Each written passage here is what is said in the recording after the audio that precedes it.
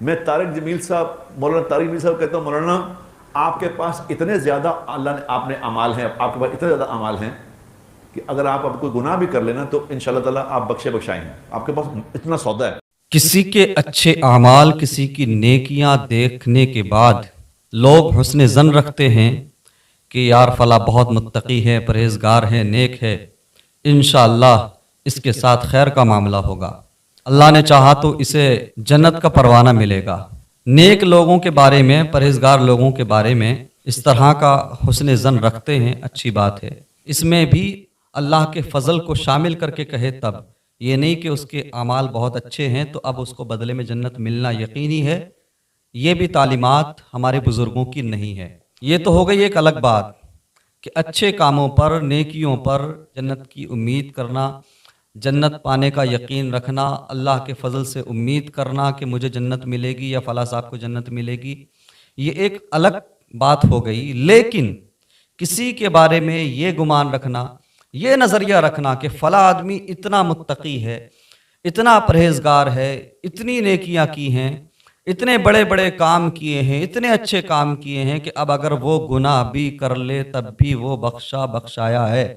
یہ مولوی نعیم بٹ صاحب دیوبندیوں کے مبلغ ہیں، مولانا طارق جمیل صاحب کے بارے میں یہ الفاظ بول رہے ہیں کہ مولانا طارق جمیل سے میں کہتا ہوں کہ اگر آپ اب گناہ بھی کر لیں تب بھی آپ بخشے بخشائے ہیں، جنت میں جائیں گے۔ اللہ اکبر!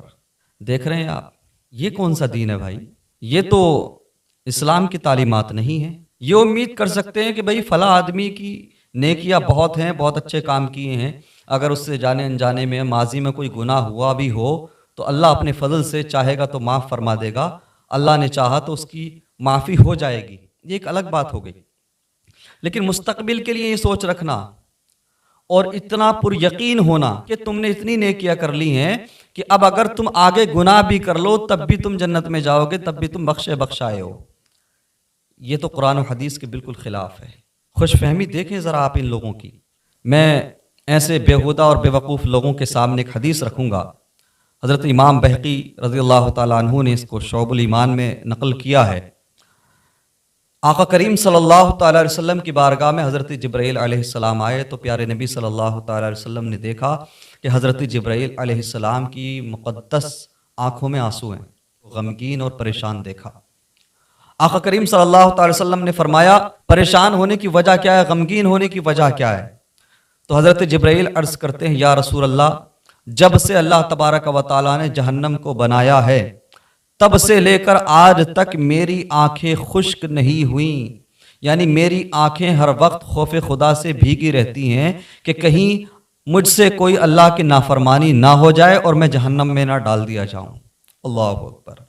یہ حضرت جبرائیل علیہ السلام کا نظریہ ہے، وہ جو معصوم عن الخطا ہیں، وہ جو خطا کر ہی نہیں سکتے، وہ جو فرشتوں کے سردار ہیں، اور ادھر ایک ایسا مولوی جو منبر پر بیٹھ کر کچھ بھی بول دیتا ہے، کچھ بھی بک دیتا ہے، اس کے لیے یہ نظریہ رکھنا کہ تم نے اتنی نیکیاں کر لی ہیں کہ اب تم گناہ بھی کر لو تب بھی بخشے بخشائے ہو، جنت ملنا ہی ہے تمہیں۔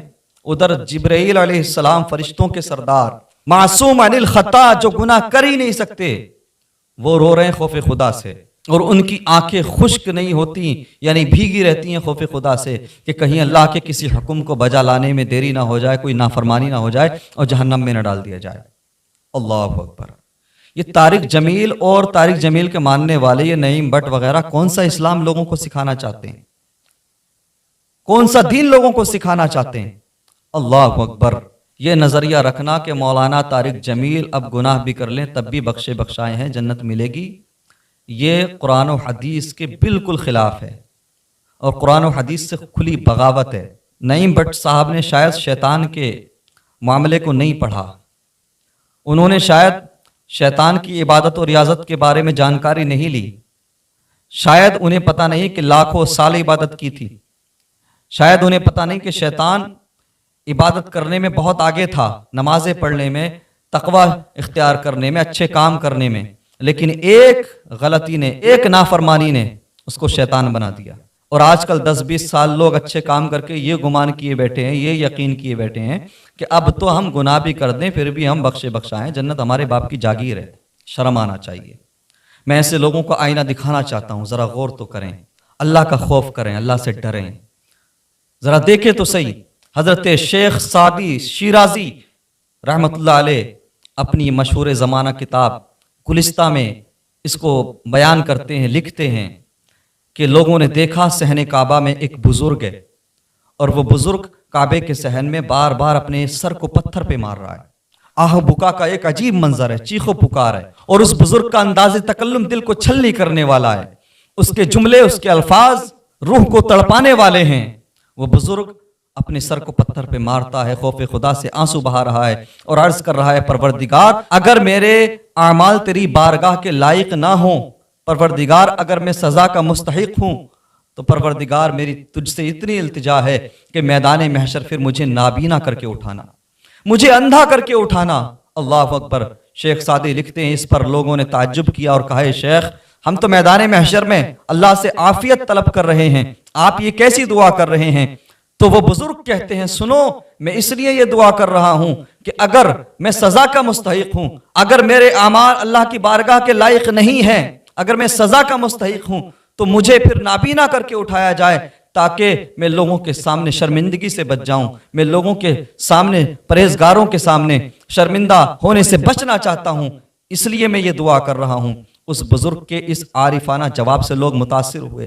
جانتے ہو، شیخ سعدی لکھتے ہیں، لوگوں نے جب قریب سے دیکھا اس رونے والے بزرگ کو، اس گڑ گڑانے والے بزرگ کو، اللہ کی بارگاہ میں سر جھکا کر آنسو بہانے والے کو جب دیکھا، اپنے لیے اس طرح کی دعا کرنے والے کو جب دیکھا، تو لوگوں کے پیروں کے نیچے سے زمین نکل گئی۔ اللہ اکبر۔ لوگوں کی چیخیں نکل گئیں۔ دیکھنے والوں نے بیان کیا کہ ہمارا کلیجہ منہ کو آ گیا۔ ارے دنیا والو، ہم سمجھ رہے تھے کہ یہ کوئی گناہ گار ہے، یہ بزرگ کوئی خطا کار ہے، کوئی سیاہ کار ہے۔ ارے دنیا والو سنو، یہ کوئی گناہ گار نہیں ہے، یہ کوئی خطا کار نہیں ہے، بلکہ یہ تو ولیوں کا امام شیخ عبد القادر جیلانی غوث اعظم سمدانی ہے۔ اللہ اکبر۔ وہ غوث اعظم، وہ عبد القادر جیلانی رضی اللہ تعالیٰ عنہ جو پیدا ہوئے تو فطرت شریعت پر پیدا ہوئے، فطرت بشریت پر نہیں۔ وہ غوث اعظم جو ماں کی گود میں رہ کر رمضان کے روزے رکھیں، بچپن کے ایام میں رمضان کے روزے رکھتے ہیں، وہ غوث اعظم جو اعلان کرتے ہیں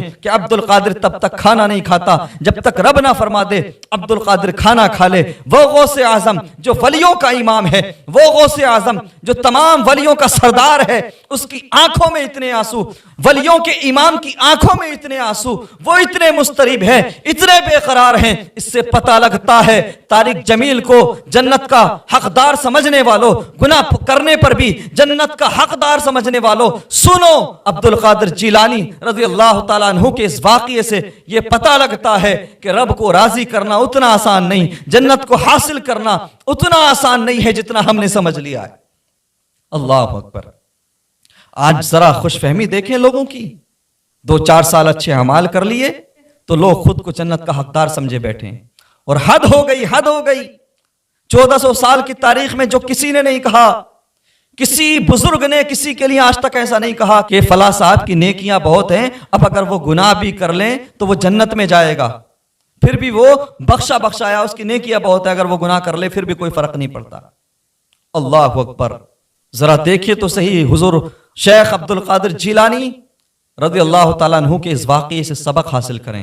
ڈاکٹر اقبال لکھتے ہیں، نعیم بٹ اور دیوبندی مولویوں کو، طارق جمیل کے ماننے والوں کو ڈاکٹر اقبال کے نظریے کو سمجھنا چاہیے۔ ڈاکٹر اقبال لکھتے ہیں، تو غنی از ہر دو عالم من فقیر، روز محشر عذر ہائے من پذیر، گر تمی بینی حسابم ناگزیر، از نگاہ مصطفیٰ پنہا بگیر۔ ڈاکٹر اقبال لکھتے ہیں، پروردگار تو دونوں عالم کا پالنہار ہے، میں عاجز ہوں، فقیر ہوں، میں تیرا گناہگار بندہ ہوں، میں محتاج ہوں۔ پروردگار روز محشر عذر ہائے من پذیر، میدان محشر میں میرے عذر کو مان لینا، مجھ سے حساب نہ لینا، مجھے اپنے کرم سے یوں ہی چھوڑ دینا، مجھ سے حساب نہ لینا، میرے عذر کو مان لینا۔ گر تمی بینی حسابم ناگزیر، اور اگر میرا حساب لینا ناگزیر ہو، اگر میرا حساب لینا ضروری ہو، از نگاہ مصطفیٰ پنہا بگیر، تو پھر اتنی آرزو ہے، اتنی التجا ہے کہ مصطفیٰ کریم صلی اللہ تعالی وسلم کی آنکھوں سے اوجھل کر کے حساب لینا۔ ڈاکٹر اقبال لکھتے ہیں کہ کہ میں مصطفیٰ کریم صلی اللہ تعالی وسلم کا سامنا کیسے کروں گا. میں پیارے نبی صلی اللہ تعالی وسلم کے سامنے رسوا نہیں ہونا چاہتا. میں ان سے نظریں کیسے ملاؤں گا.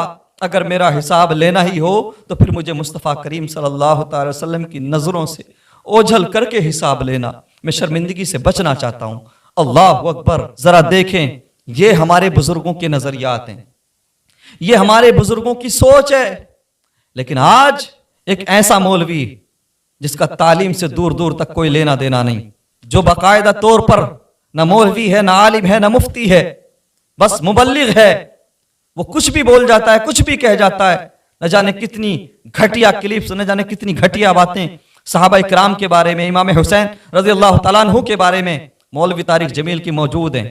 لیکن اس کے باوجود دیوبندی مولوی طارق جمیل کو اللہ اکبر پتہ نہیں کیا سمجھ بیٹھے ہیں, جنت کا دعویٰ کر رہے ہیں کہ مولوی طارق جمیل اتنا بڑا نیک آدمی ہے, اتنی نیکیاں کی ہیں کہ اگر وہ اب گناہ بھی کر لے تب بھی جنت میں جائے گا, تب بھی وہ بخشایا ہے. شرم کرو, حیا کرو. یہ نظریہ رکھنا, چاہے وقت کا کوئی قطب ہو, ابدال ہو, وقت کا غوث ہو, کوئی بھی ہو, یہ نظریہ رکھنا کہ اس نے بہت اچھے کام کیے ہیں, بہت اچھے اعمال کیے ہیں, اب یہ گناہ کر لے تب بھی بخشایا ہے, یہ قرآن و سنت کے خلاف ہے, قرآن و حدیث کے خلاف ہے, اسلام کے خلاف ہے. جو ایسا عقیدہ رکھے گا, ایسا نظریہ رکھے گا, وہ قرآن و حدیث کا باغی ہے. اسے اپنے ایمان کے بارے میں فکر کرنا چاہیے. اللہ تبارک و تعالی ہم تمام کو اپنی بارگاہ میں آنسو بہانے کی توفیق عطا فرمائے. ولیوں کے امام حضور غوث اعظم رضی اللہ تعالیٰ عنہ, اللہ اکبر, ولیوں کے سردار ہو کر اللہ کی بارگاہ میں اتنی عاجزی, اتنی انکساری, اتنی تواضع کہ وہ یہ دعا کر رہے ہیں, پروردگار سے بخشش کی دعائیں کر رہے ہیں, طلب کر رہے ہیں, اور اس طرح کی بات کر رہے ہیں کہ پروردگار اگر میرا حساب لینا ضروری ہو, پروردگار اگر میرے اعمال تیری بارگاہ کے لائق نہ ہوں تو پھر مجھے نابینا کر کے اٹھانا, میں پرہیزگاروں کے سامنے شرمندہ ہونا نہیں چاہتا. اور دوسری طرف آج کا ایک بہروپیہ مولوی, اللہ اکبر, اس کے لیے یہ نظریہ, لوگوں کو یہ تعلیم دی جا رہی ہے کہ مولوی طارق جمیل اتنا بڑا پرہیزگار اور اتنا نیک آدمی ہے کہ اب اگر وہ گناہ بھی کر دے تب بھی وہ بخشایا ہے. یہ تو طارق جمیل صاحب کے لیے گناہوں کا دروازہ کھولنا ہو گیا.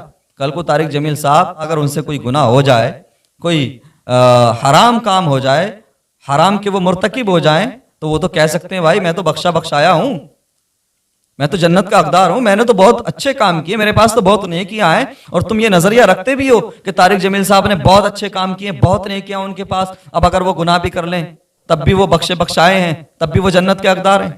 شرم نہیں آتی, حیا نہیں آتی؟ کون سا دین لوگوں کو سکھانا چاہتے ہو, کون سا اسلام لوگوں کو سکھانا چاہتے ہو؟ شرم کرو, حیا کرو. اللہ تبارک و تعالی عوام اہل سنت کو اس طرح کے فتنوں سے محفوظ رکھے, اور اللہ تبارک و تعالی ہم تمام کو ہمیشہ اپنے خوف سے آنسو بہانے کی توفیق عطا فرمائے. ہمارے دل میں ہمیشہ اللہ تبارک و تعالیٰ کا خوف رہے, اور ہماری آنکھیں اللہ تبارک و تعالیٰ کے خوف سے بھیگی رہیں. یہی ہم دعا کرتے ہیں, اور ہم یہ نظریہ رکھتے ہیں اگرچہ ہمارے پاس جتنے بھی اچھے اعمال ہوں یا جتنی بھی نیکیاں ہوں, کتنے بھی اچھے کام کیے ہوں, لیکن اللہ کی جو عطا کردہ نعمتیں ہمیں ملی ہیں, اگر ایک نعمت کے بدلے میں بھی اگر ہمارے سارے اعمال رکھے جائیں تو اللہ کی ایک نعمت کا ہم بدلہ ادا نہیں کر سکتے ساری زندگی کی عبادت سے بھی. لہٰذا اگر ہمیں جنت کا پروانہ ملے گا میدان محشر تو اللہ کے فضل سے ملے گا, حسنین کریمین کے نانا کے صدقے میں ملے گا. ہم اہل سنت و جماعت کا یہی نظریہ ہے, یہی عقیدہ ہے. اللہ تبارک و تعالی ہمیں اپنے اعمال پہ, اپنی نیکیوں پہ غرور کرنے سے, تکبر کرنے سے بچائے. وآخر دعوانا الحمدللہ رب العالمین وما علینا الا البلاغ.